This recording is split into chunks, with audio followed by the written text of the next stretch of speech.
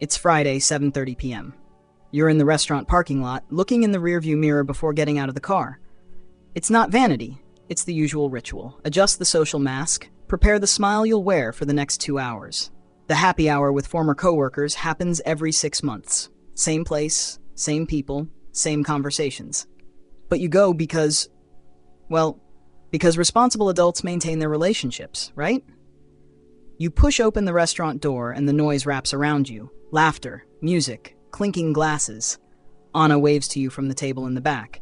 She's talking about her promotion at the bank, gesturing with a drink in hand. Carlos shows photos of his son graduating from med school. Marina talks about finally taking that trip to Japan. Everyone has news, achievements, stories to share. Then they turn to you. So, how are things going? You open your mouth and, for a split second, there's emptiness, as if you forgot who you are. Then the automatic answer flows out, smooth and hollow as always. Oh, everything's going fine. Work's been intense, you know how it is. The kids are growing up too fast, life goes on. You quickly redirect, ask someone about their new job, and the attention shifts. No one notices you didn't say anything.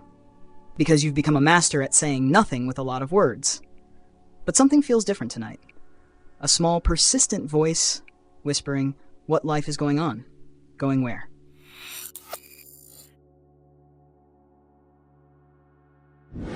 Later, you go to the bathroom. Not out of necessity, but from suffocation. You need 2 minutes away from the forced laughs and the conversations about nothing. You look at yourself in the mirror and have that moment every middle-aged person knows. For a second, you don't recognize the person staring back at you. It's not just the wrinkles or the gray hairs. It's something in the eyes. An absence. When did your eyes become so dim? You wash your hands slowly, stalling for time. Because out there, everyone is living, telling stories, making plans, celebrating achievements. And you? You're functioning.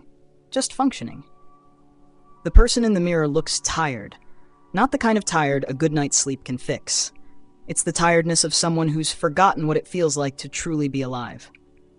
You go back to the table, but now there's a distance. As if you're watching a movie of your own life, and you realize that for years, you've been nothing more than a background character in your own story.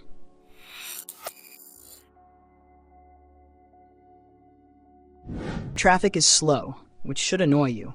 But today, you're almost grateful. Because in the silence of the car, with no one to perform for, you can finally hear. And what you hear isn't peace. It's the hollow echo of a life lived on mute. You stop at a red light and watch the people on the sidewalks. A couple laughing, walking hand in hand. A woman your age running headphones in, eyes focused. A group of friends leaving a movie theater, excitedly debating the film. When was the last time you truly laughed? Not the social, polite, automatic laugh. The one that comes from deep in your belly, that catches you off guard, that makes your eyes water. When was the last time you did something just because you wanted to? Not because it was responsible or necessary or expected, but because it brought you pleasure, curiosity, joy. The light turns green and you keep driving, but the questions keep crashing in like waves. When did you stop having your own opinions about movies, books, politics, life? When did your conversations shrink into work complaints and weather comments? When did you become this person who agrees with everything just to avoid conflict?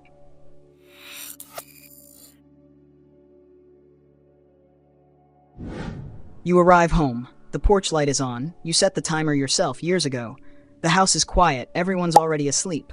You prepare a cup of tea, turn the TV to the lowest volume so you don't wake anyone, and settle into the armchair that has perfectly molded to the shape of your body over the years. This is how every night goes. Tea, TV, armchair. Sometimes you pick up your phone and scroll endlessly through feeds of people living lives that seem more interesting than yours. But mostly, you just exist there. Present in your body, absent in your soul. You look around the living room. Every object tells the story of who you used to be. The guitar leaning in the corner, with strings you haven't changed in 3 years. The bookshelf full of books you once bought with enthusiasm and now just gather dust. The photos on the wall, you begin to notice that in the most recent ones, your smile is always the same. Polite, distant, performative. There's a photo of you from college days. You're with friends at a party, laughing at something someone just said, Your eyes are alive, bright, curious about the world. You stare at that photo for a long time and wonder, where did that person go?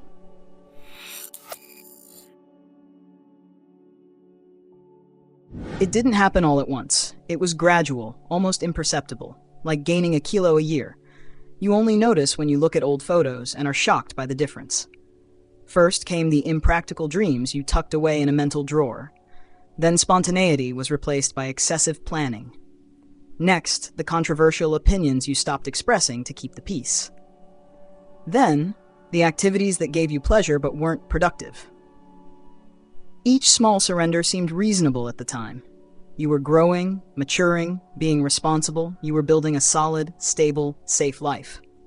But no one warned you that you could build a life so solid that it becomes a fortress, so stable that it stops moving, so safe that you forget what it feels like to be alive.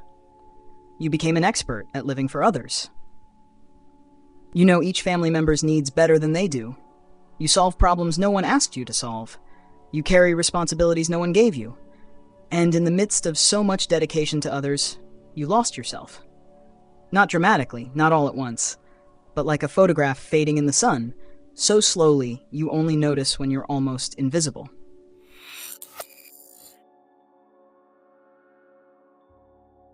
You turn off the TV and sit in the armchair, in the dark.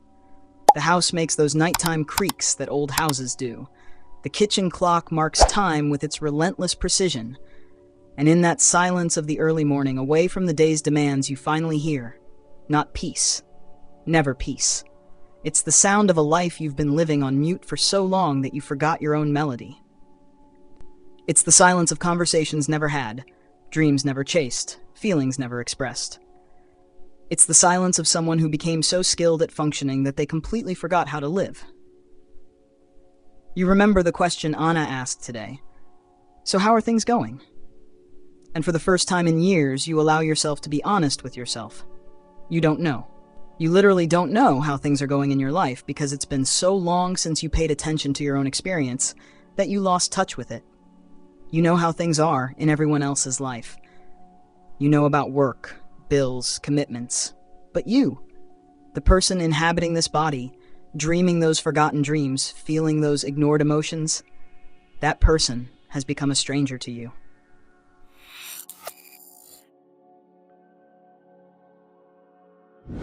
And then, in the stillness of the early morning, the question arises that will change everything. If I were to meet myself for the first time today, would I like me? Not the version you show to the world, not the efficient character who solves all the problems and keeps everything running, but you, the real person, with contradictions, fears, secret desires you don't even admit you have anymore. The answer comes fast and painful. You don't even know who that person is anymore. But here's what you discover in this night of revelation. Not knowing who you are is not the end of the story. It's the beginning of a new one. Because recognizing that you got lost is the first step to finding yourself again. And admitting you've been living in silence is the first movement toward your own voice. Your real voice is still there. It may be rusty, it may be scared, but it's alive. And it has so much to say about the life you can still live. The question isn't whether it's too late. The question is, do you have the courage to break the silence you've kept with yourself for years? Because on the other side of that silence, there is a version of you that has never stopped waiting to be discovered. If this video touched something in you that had been asleep, leave a like so others can also find their way back. And tell me in the comments, when was the moment you realized you had gotten lost along the way? Subscribe for more reflections that awaken the person you forgot you are. Quer que eu deixe a tradução?